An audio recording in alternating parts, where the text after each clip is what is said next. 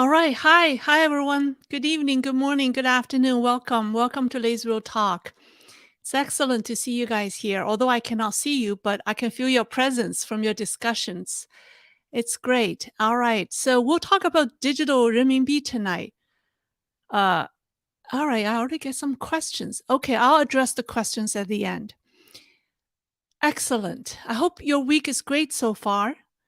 Um, Let me know how your week has been. Good? Okay. All right. So let's talk about Beijing's digital renminbi agenda and some of the problems it's experiencing. So the planning for digital renminbi has been ongoing since 2014. So it's what, 9 years? Yes, 9 years. And it rolled out a pilot program in 2020. And Changshu City in Jiangsu province is one of the about 2 dozen cities that have participated in the pilot programs. So recently, this city government announced that starting in May, it will pay its employees with digital renminbi only. So in other words, all civil servants in the city will receive their salary in the form of digital renminbi starting next month, actually in a few days. Um, Now, some Chinese digital currency experts have reviewed that if the rollout in Changshu City is successful, other Chinese cities will soon follow. Around the same time, the Yangtze River Delta, it's called Yangtze River Delta Integration Zone bus line number 2, officially became the first cross-province bus route that accepts digital renminbi payment. And on the same day, there's an expo called the Fourth Digital China Achievement Expo. And China's big techs, e-commerce giants like JD, Jingdong, Tencent, and announced their participation with the central bank in the digital renminbi project. And Meituan, Didi Chuxing, Huawei, Bilibili, and other companies have already participated or already part of the system. They already participate in the digital renminbi pilot programs. So tonight we'll talk about three topics for tonight. First is what is digital renminbi or e-CNY? Here's the logo. I think I have a picture. Oh, here we go. It's e-CNY, and then we'll quickly talk about that, and then we'll talk the four agendas behind this new digital currency that Beijing has, and then we'll talk about three problems with the e-CNY that I see, and that's our plan for tonight. Okay, so first things first, what is digital renminbi? It's not a virtual currency such as Bitcoin. Its full name is Digital Currency Electronic Payment, or DCEP. It's issued by China's central bank, which is the People's Bank of China. It has the same value as the renminbi banknote or coins. It doesn't require a customer to have a bank account to have the digital currency. All you need is a digital wallet. Like you download an app, and then you could have the money. And it doesn't offer interest because it's used as cash. They're different from Alipay or WeChat Pay. Those are only digital wallets. They're not currency. But digital renminbi is digital currency and wallet in one, and it's controlled by the central bank. There are ATMs set up throughout the country where people can put in paper money and then get, I have a picture of them. Here we go. You could put in paper money, or even it takes like 17 different foreign currencies, and then you get digital money. But not the other way around. You can, redeem money from your digital wallet and then get paper. It claims that you can get paper money, but I really doubt it. For sure, you cannot get foreign currency out of the from the digital money. But there are ATM machines that have been installed.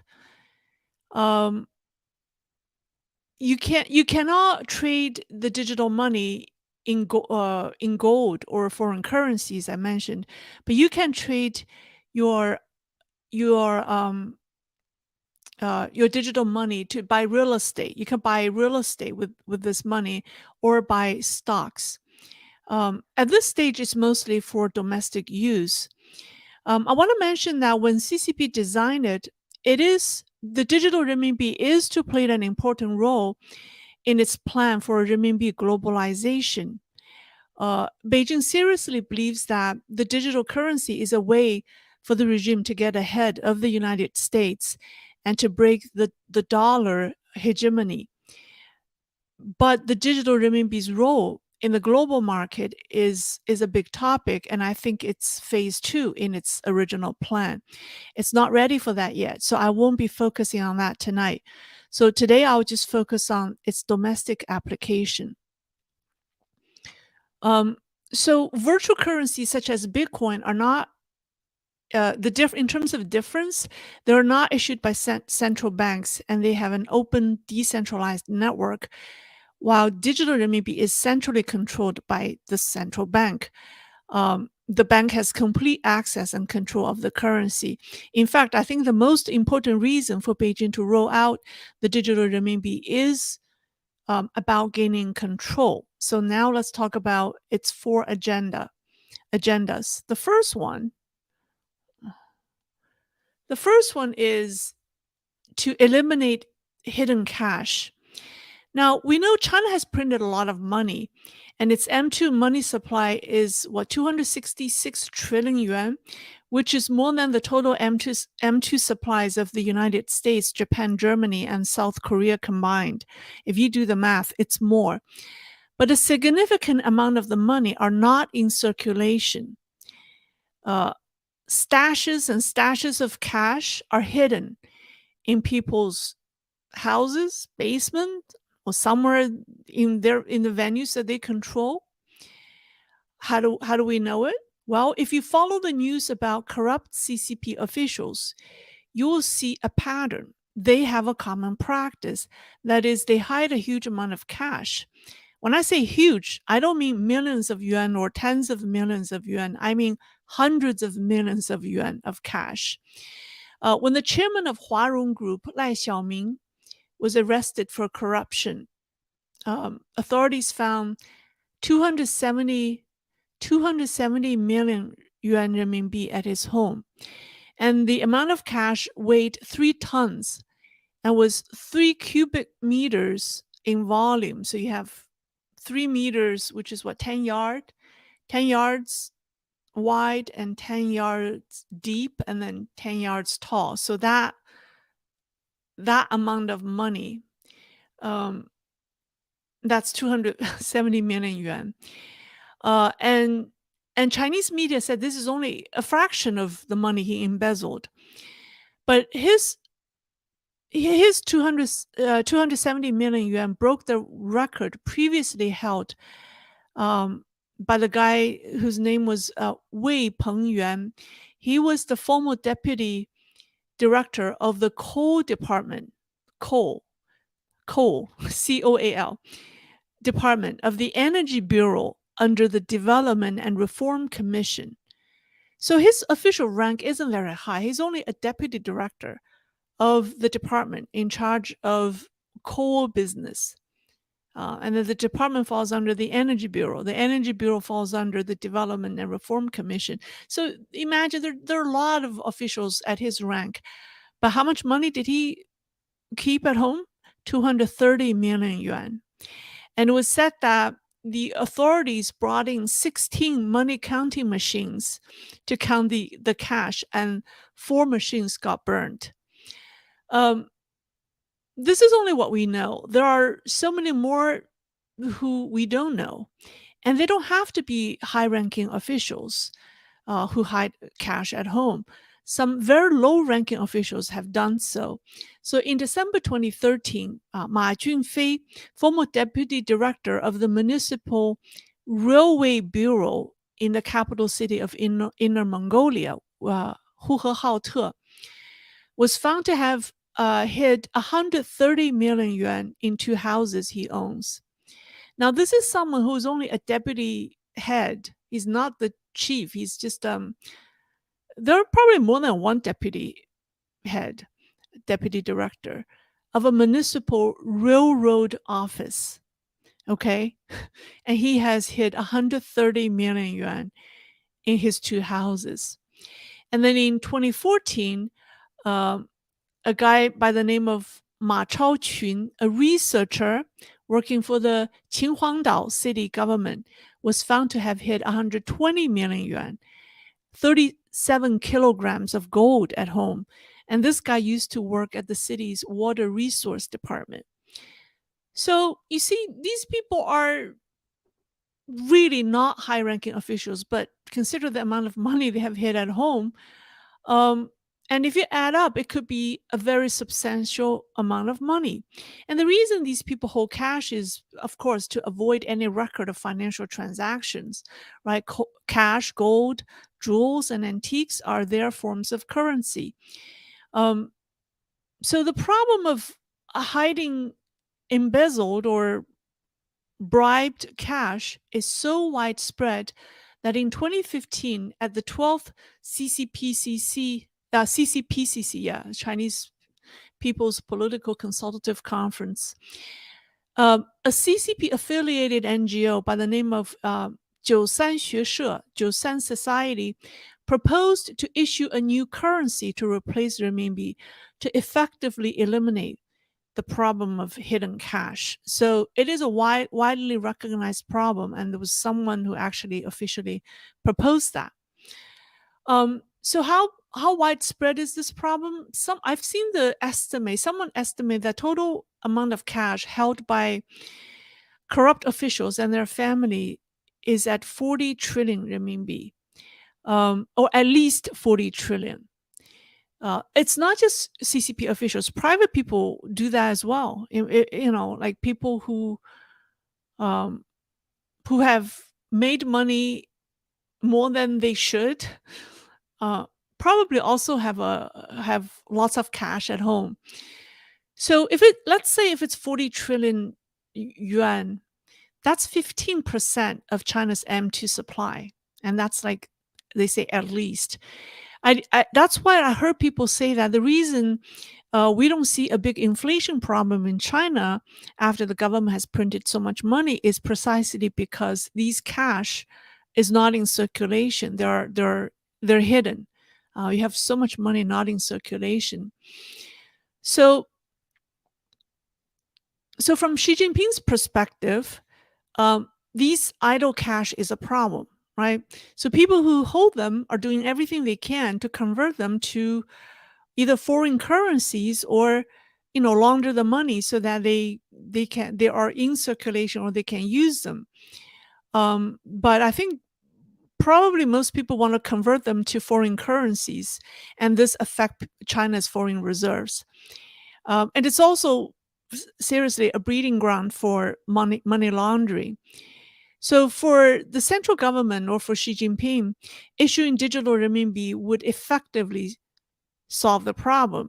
He would wipe out all these cash that these corrupt officials have hidden, because they wouldn't be able to redeem or convert the astronomical amount of cash they have to digital renminbi. Basically, those paper would just become a pile of waste.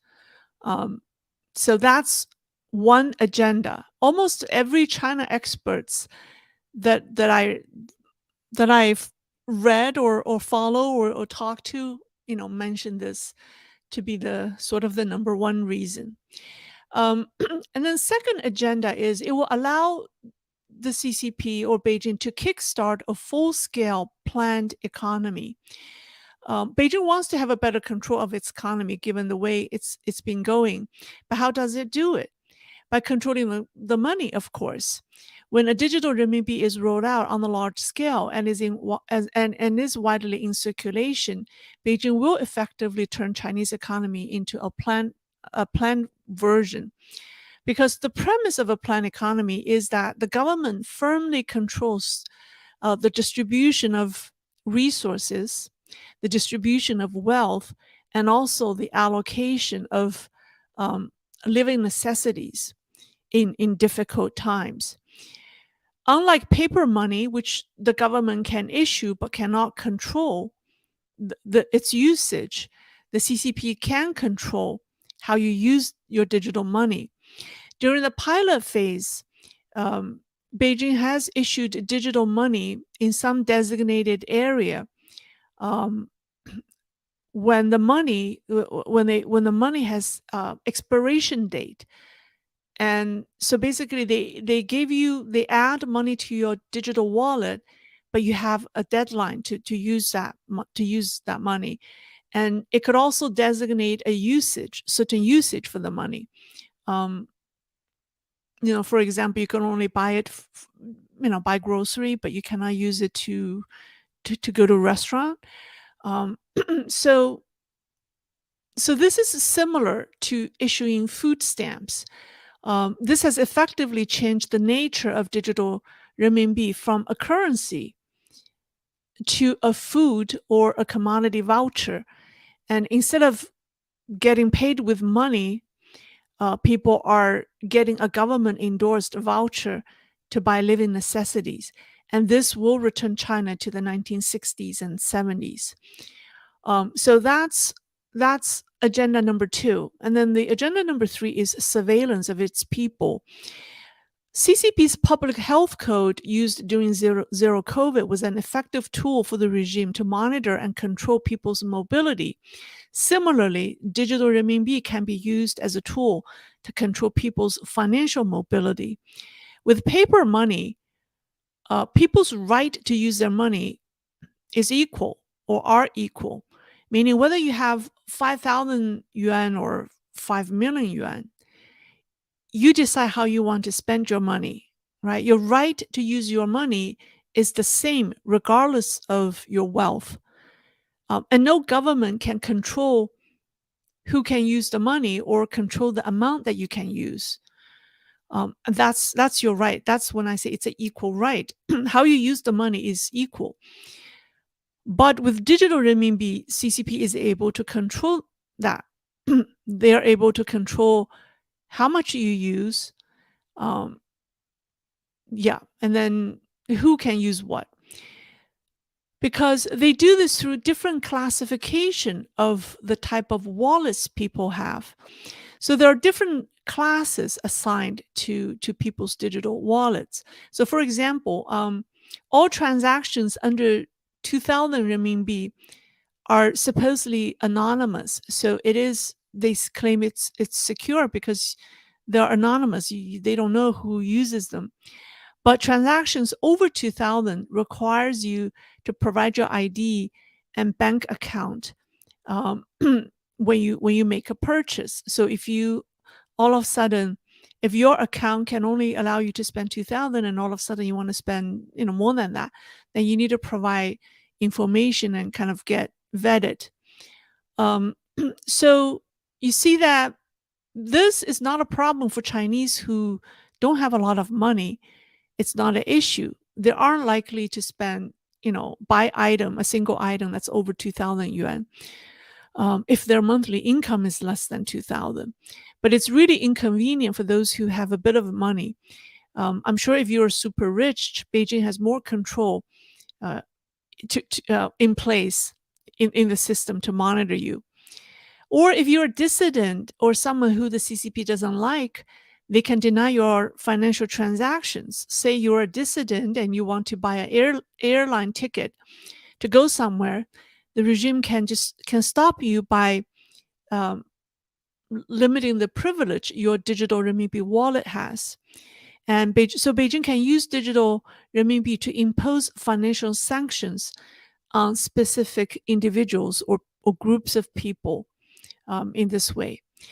And this kind of classification, so there are like 4 different classes of digital wallets or different accounts you could have, and you can upgrade them.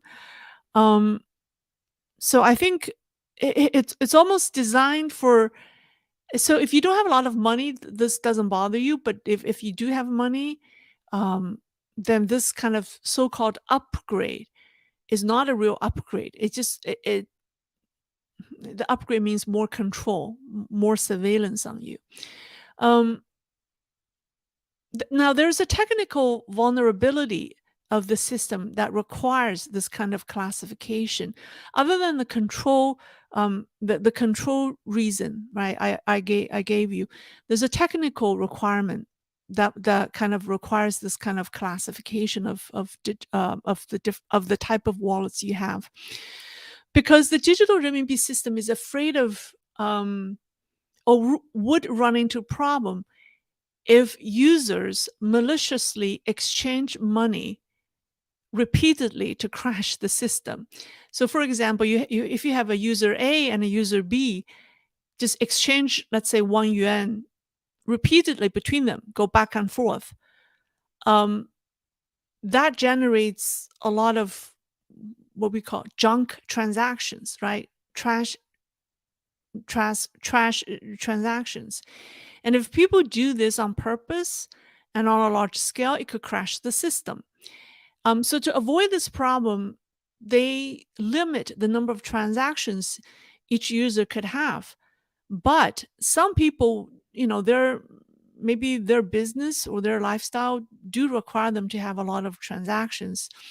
So these people would need to have a different classification. So they need to get pre-approved. So they have this privilege that allow them to have more transactions than others do.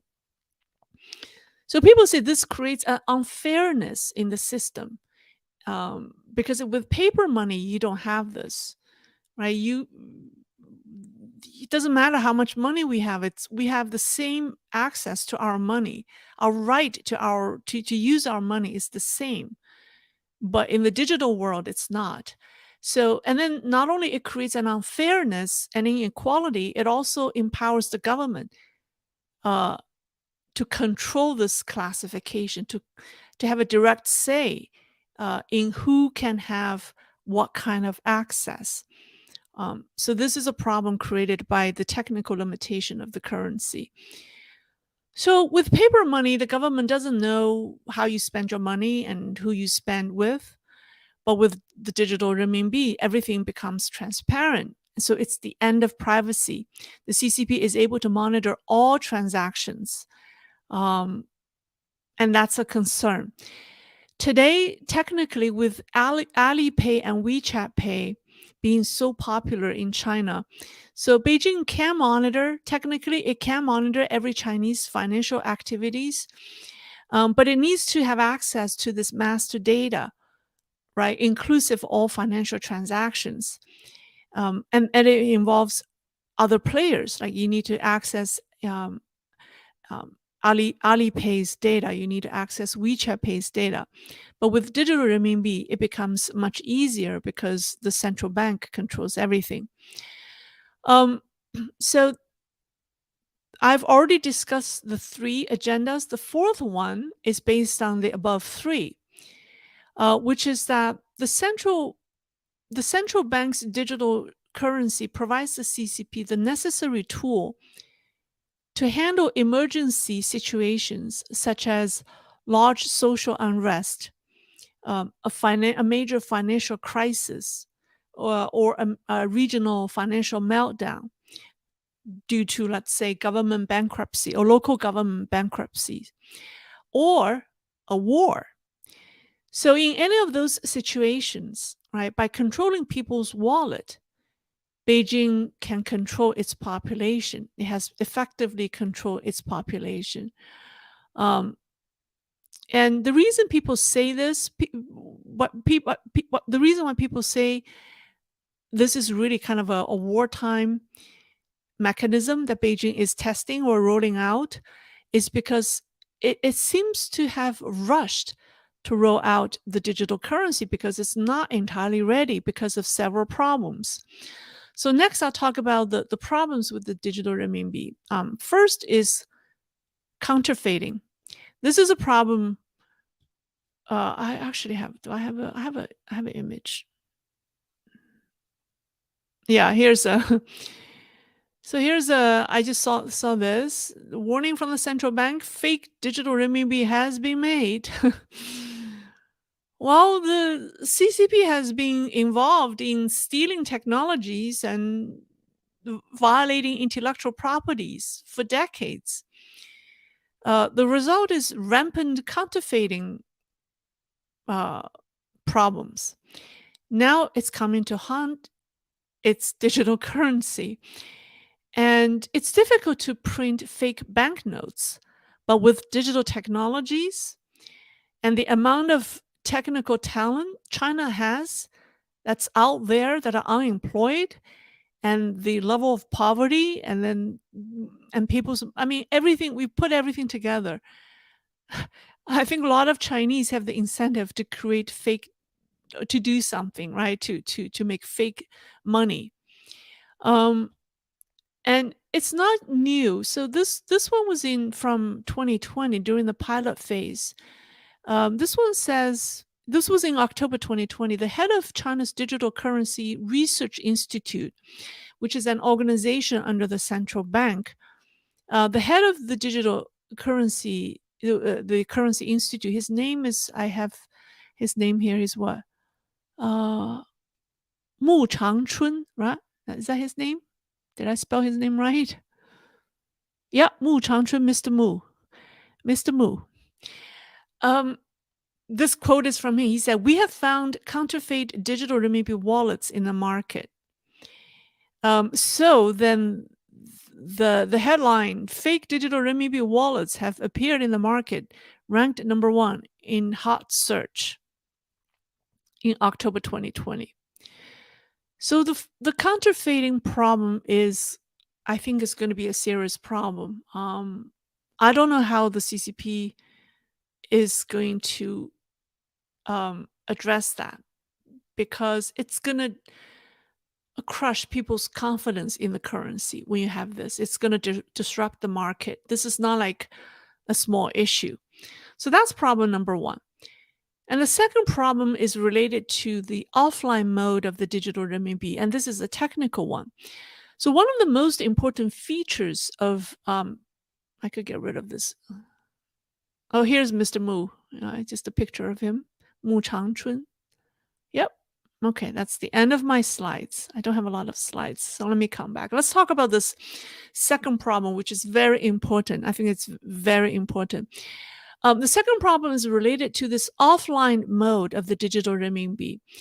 One of its most important features is that its ability to conduct offline transactions, meaning you can use your digital wallet to buy things when you are not connected to the internet. And not only you are not connected to the internet, the merchant is not on the internet either. So it's allowing a transaction between two parties that are not on the internet.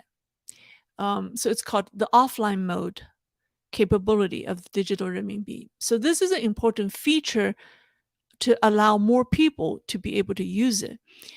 However, this creates a problem, because in order to do this, it requires the installation of a microchip in the cell phones. So according to people who were involved in designing the digital renminbi, and they said that they had two options. One is a building option, right, to actually have the microchip in the cell phone. And the second is through an external device. The building option requires the support of phone manufacturers, and it takes time. And then the external device solution isn't practical because the device can be easily lost. I mean, who's going to carry a device when they need to buy everything? It's just very cumbersome. And the worst is, people can meddle with the device and crack the code. And once they crack the code, they can use the same amount of money endlessly without getting online. They could keep buying things in this offline mode repeatedly, using the same amount of money to keep buying things. And that's a technical issue. And there's another problem with the offline mode transaction. With paper money, you can only spend it once, right? Because it's a note. You give it to someone, and then You cannot use it anymore. But in the world of digital currency, the same amount of money can be copied and paid to multiple people. And if people do this in the offline mode, it won't be caught because there's a delay in the offline mode. That means banks will have to pay the money multiple times during, due to this delay, and therefore they may lose money. So it's another loophole. Banks don't like this feature. They don't like the transactions in this offline mode, and particularly when the CCP claims that transactions under 2,000 yuan are anonymous. We don't know if it's truly anonymous, but let's say if it is truly anonymous, then technically you don't know who spent them, right? So here's another problem. So these are the technical problems that I've heard from people who designed the currency, and they were talking about this last year in 2022, mid 2022. I don't know if they've already solved the problem. It does not sound like it's an issue that has an easy solution. So I think the CCP might have just prematurely rolled us out without solving these technical issues. You know how the CCP mentality is just, great leap forward. It does not mind the details. It just wants to get things done, even though it's going to fall apart. So I think these are serious problems that could hurt, the rollout of the currency. It's gonna, because these are money that people are gonna. These are not like things that just fall apart. These are the backbone of the country. I mean, if your currency system falls apart, I don't know whether you will have a social stability anymore. And then the third problem that I see in the digital renminbi is the government officials and the wealthy people will resist the e-CNY, the digital money.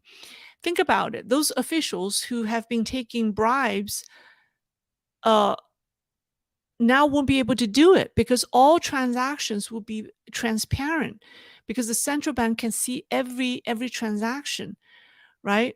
And then wealthy people would have to invite the CCP, invite their government to monitor all of their financial activities. So I think there would be a lot of resistance. Or people will try to find loopholes, and they will create other subsystems to go around it. I mean, Chinese are very famous for doing that. So for that, I think the CCP knows that. So in the beginning, they may give people incentives to get them on board. But I think it may be difficult to get the people with money to on board. They may get a lot of people who don't have a lot of money, who are not in key positions, who don't have a lot of hidden cash. They'll get a lot of them. But the real people that they designed this whole system for, the real people who, I think the CCP designed this to catch the corrupt officials, to stop, to monitor the wealthy people, the people who have money. I don't think that they designed this system to monitor the people who have a monthly income of 1,000 renminbi or less, right? And so it just defeats the purpose of having it, because if the wealthy people, if the officials are not don't want to get on the system, then what's the point? So for now, Beijing said that the old renminbi and the digital renminbi will coexist. The paper money will exist. They do say that, or they did say that you can take cash from digital renminbi. Well, a lot of things CCP promises may not be true. So, but I think as long as paper money is still around, people will resist, or a significant portion of the people in society will resist digital renminbi. So I think it would be difficult for Beijing to get rid of the paper money altogether.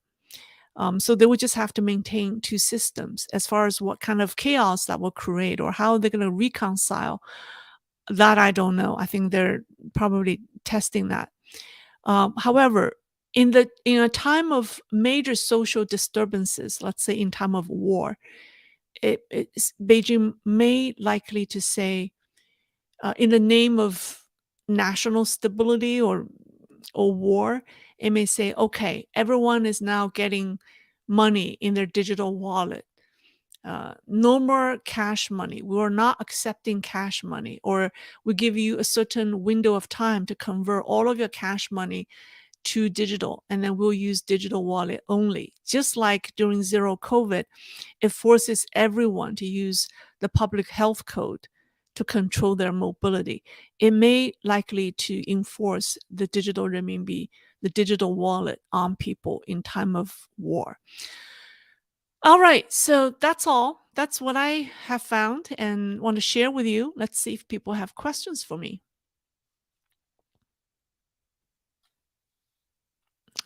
I want to answer the first question from Dev Shetty.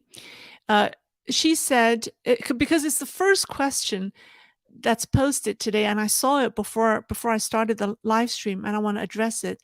And she said, "Hi Lei, China's export grew from 2.1 trillion in 2009 to 35 trillion in 2013. With this kind of export growth, China is able to grow its GDP. What's your opinion?" Um, I think this is in response to my talk on China's real GDP. Um, Now, Dev, I want to say we need to verify China's exports in 2013, the 35 trillion, because its numbers are not reliable. This is because, in my GDP talk, or in the talk even before that, in the talk, it was on April the 15th. I talk about Beijing is running out of money. I show you a slide that shows Q1 exports, China's Q1 exports, how its exports to the US, Canada, Japan, all the Western developed countries have drastically declined, and it's offset by export increase to Russia, Africa, and then Asian countries, the southeastern countries. And it claimed that slide, it's based on the official CCP export data. It claimed that China's export in Q1 of 2023 grew 17.8% to the Asian countries. Right, there are 10 southeastern countries like Philippines, Indonesia, Singapore. There are 10 of them. However, if you look at the import data of these 10 countries in Q1, we do not see an uptick. We do not see a major uptick to that scale from these countries. It's, somebody did that comparison. They went through all the import numbers during Q1, and the numbers just don't jive. So that tells me China's exports are how to say are fake. It has been stuffed. Yeah. So it's I hope so. I don't know. I don't know if it's 35 trillion in 2013. So we just have to verify its export numbers. All right. Let me see if people have questions. Let me go through the super chat questions first. Oh, there are a lot of questions. All right, let's see. From Charles Womack, the CCP could have complete control over digital currency, and we can trust the CCP, right? Can we? I don't think so. I don't think we can trust CCP. Is that your question? Should we trust CCP? I don't think so. I wouldn't. Not just CC. I just generally I don't like the idea of digital using a digital currency issued by the central bank, and when the government can monitor every transaction that you have. It's not just CCP. Any government, I wouldn't trust any government. Any centrally issued digital currency. That's just for the reason I already gave you, because the problems or the control issues are not just unique to CCP. It's to any government. Any government can control that data and knows everything, and I think that's um, a breach of privacy. So hopefully I answered that question. Let me see.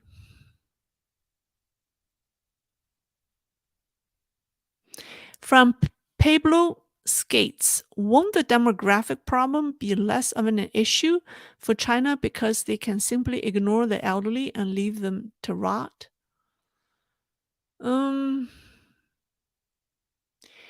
the demographic problem is not a small issue because they're running out of. The problem is not they have too many elderly people. You're right. They are not going to take care of the elderly people. But the problem right now is they have too few young people.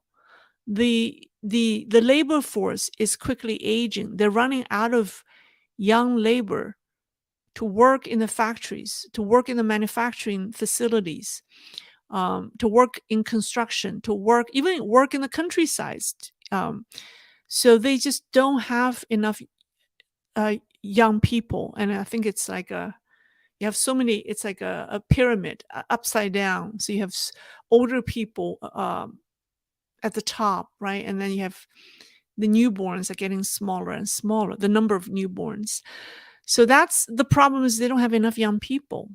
Um, and they don't have enough young people who are willing to do the work to support the economy. They do have a huge, they have a very high unemployment problem with the college grads. And these young people are crying in social media videos saying that, I wish I didn't go to college. I wish I didn't go to graduate school uh, because now I can't go back to do those, you know, manufactured blue collar jobs. They feel it's an insult to their education. It's an insult to their parents' investment in them. And you see young people crying, saying that they don't know what to do because I said that the college grad a bachelor's degree is like a high school diploma now. Um, you need to have a master's degree because people can't find a job with a college degree, so people spend more time in school to get a master's degree.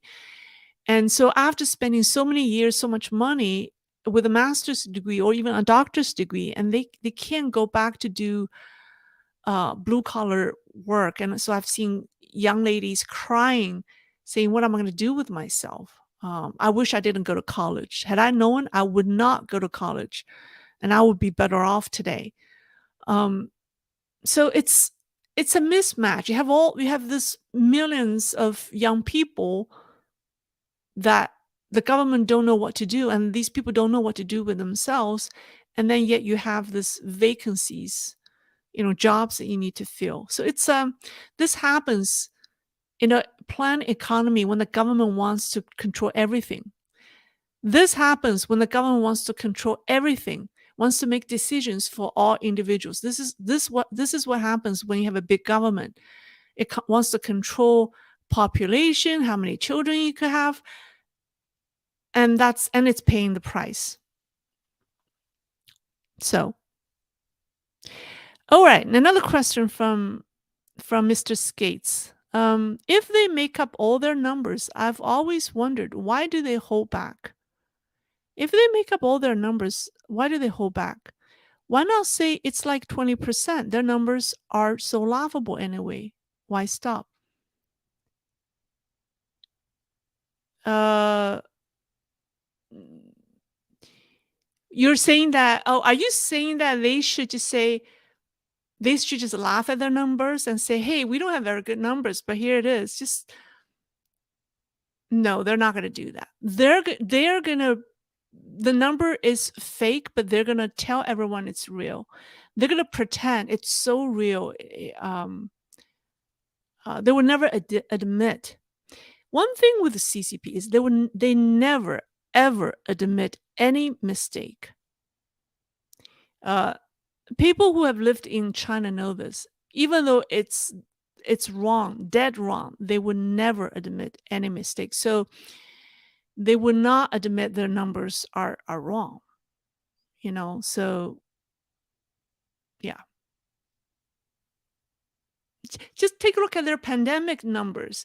Everyone, people seeing, the people like dying, right? You have like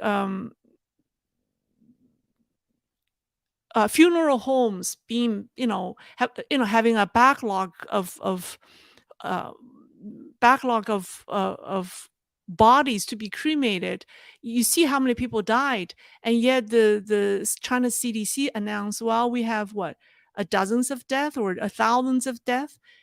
Nobody believes that, but they, all of the officials will come out uh, and talk about the numbers, issue press statement, hold press conference, even have like charts, graphs. Uh, they take it so seriously, as if it's real. Do they believe the numbers are real? Of course not. But they have to put on the show. It's because a communist regime would never ever admit mistake, even though everyone is laughing at their numbers, even though they know they're lying. They still have to put on the facade and pretend it's real. And that has fooled a lot of people in academia in the West, uh, because because the methodology they use, the way they appear, the way the due diligence they go through. I'm talking about the CCP officials, look as if it's real, but it's not. They just go through the motion. It's a facade. The approach is as if it's real. They will talk as if it's real, but it's not. Um, all right. I have someone from the Funk Tapas. I saw some reports that the CCP is starting to micromanage the Chinese farmers with 80K new farm police. Yes, it is. It is true. It has been all over the news or social media. It's true. They have sent an army of farm police to the countryside to monitor to monitor agriculture activities. The goal is to ensure that people grow um, grains, grow rice, wheat, grain. Uh, they want to take the freedom. Right now, peasants decide what they want to grow, and people's decision is based on the economic return. When they grow soybeans, rice, they don't make money, they lose money, or they make very little money. It's hard for them to support themselves. So a lot of peasants, grow fruit trees. They grow other agricultural products that sell for a premium price. So the people, Chinese, because of its bad policies, Chinese peasants do not have the incentive to grow grains, and that's why China imports so much grains, so much food. And the central government wants to change that. But instead of giving people the real incentive, instead of implementing a good policy that give people the incentive to encourage people, they want to do it through administrative means. So they deployed uh, all these farm police to the countryside. I think a lot of them could be the urban youth who couldn't find a job, right? So on one hand, you have all these urban youth that couldn't find a job. You want to give them something to do. So they send them to the countryside and tell them, well, you need to take an inventory of everyone in the village, what they're growing, what are they planting. And if it's not allowed, then you need to give them a warning. So it's really bad, and it has met with huge resistance. Yeah, I think this will create chaos in the countryside. This will completely destroy um, the farmers, the peasants. Yeah. From Michael A. Mayo, please keep doing what you're already doing. Okay, I will. Thank you. Thank you for the donation. Thanks. All right. Uh, all right, that's the end of my super chats. Let me see if people have questions for me. Put my name in front.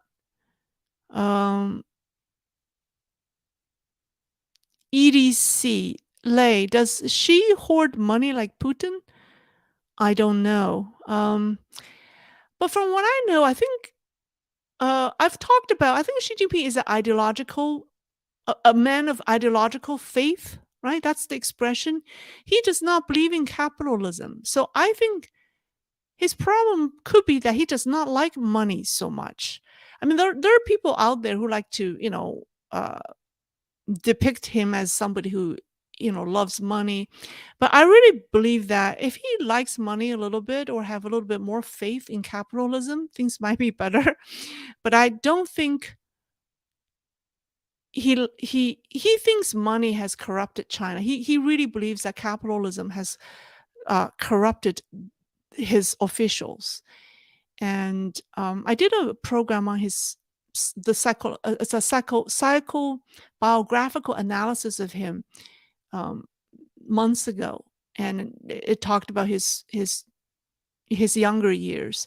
So I don't believe he hoards money like his friend in Russia does. That's just my personal view. I could be wrong because I don't know if he does or does not. All right. So from Kata- Catalpa Rescue. All right. Thank you. Thank you for the donation. Old people basically stop spending and stop working. Young people who do spend and work are disappearing. It's horrible. This is horrible for the economy for any country. I agree. Right? Old people basically stop spending because they don't have money. They need to save to spend on health care, and young people can't find a job. Um, yeah, and then young people, you know, the people say when you talk about the Chinese market, it used to be 100 million people. China has what 1 billion people, but of that, the majority of them are poor. So I was told that there's about 100 million people, 100 million Chinese that are considered affluent. They have the money. They are what the multinational companies are interested in. They are what they call the Chinese market, because 100 million is a large number, right? The U.S. population is 300 million. In Europe is what, a little more than 300 million. So 100 million affluent consumers are a substantial amount of people, but I think this number has been drastically cut. It could be half of that. It could be only 50 million or even less. So this group of people is quickly shrinking. But think about how many poor people China has. The majority of them are poor, and and and then this sudden loss of wealth is more traumatic, right? Because if you have always lived poor, and then maybe it's not so traumatic, but you were okay, you were considered upper middle class, or you had a good life, by Chinese standard, and all of a sudden you're at the bottom. You have to struggle. That's traumatic, and that's the cause for social instability. So I think this 100 million people is quickly shrinking. So the Chinese market is shrinking. All right. So what percent chance do you think the Chinese economy will crash in the next 2 years? Great job, Lei, as usual. I don't know. Remember there was I think there are a lot of uncertainties right now. One is the war in Ukraine. We need to know. We need to see where that goes. That's one variable. The second variable is the local government debt, because I did talk about this. I need to follow up on that program. So there's a Taiwanese expert who believes that when the local government are not able to are in a are in the red for 2 years for 8 quarters consecutively, then the CCP and then the central government is not backing them out, then the regime is effectively has disintegrated because it has lost power. And so according to his theory, we're already in quarter number 3, so we're only 5 quarters away from that. So that's just one theory, right? All right, from Casey Langenberger. Thoughts about China US nuclear tension with sub going to South Korea. Um, I think South Korea has all of a sudden, did you notice that South Korea has all of a sudden woke up? South Korea has always been considered sort of a weakest link in the Indo-Pacific, in the Pacific, right? It has been because it relies on China for its export. The economy highly depends on China. But recently, the Korean president has been so straightforward with China. I think it made a harmless comment. It just said that I think. Oh yeah, I think the Korean president has said that um, the one the Taiwan Strait issue, Taiwan issue is not just a China issue. It is of concern to the world's people. He made that comment, which is everybody's understanding. And then I think the Chinese uh, spokesperson protested or made a negative comment, and then I think the foreign ministry of South Korea demanded an explanation from its ambassador. So it's very strong when people say South Korea is all of a sudden, it's great. I think we should applaud the South Korean government for its position. I will talk about the Sino-US relations this Saturday because that's a big topic. So stay tuned. I'll address that this Saturday. All right. Um, any other questions? Um, I seem to have addressed all questions in super chats, but I have a from Michael A. Mayo. You'd think we guarantee the South Koreans enough defense technology transfers. Uh, yeah, well, that's a good question. Yeah. So everything boils down to Sino-US relations, right? That seems to be the focal point. It it really matters. I think it really matters what happens between US and China. So what the Biden administration does is very important, is critical. All right. If that's all, I will end it here. Any other questions for me? I really enjoyed your questions. You asked some very wonderful questions. I enjoy you spending Thursday night with me.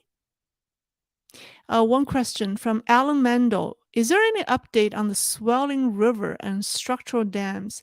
I have not heard anything. I think right now people are all talking about the farm police. I have not looked into that yet. Um, so I'll keep that in mind. All right. Thank you, everyone. I will see you Saturday. Okay. Bye bye. Bye bye.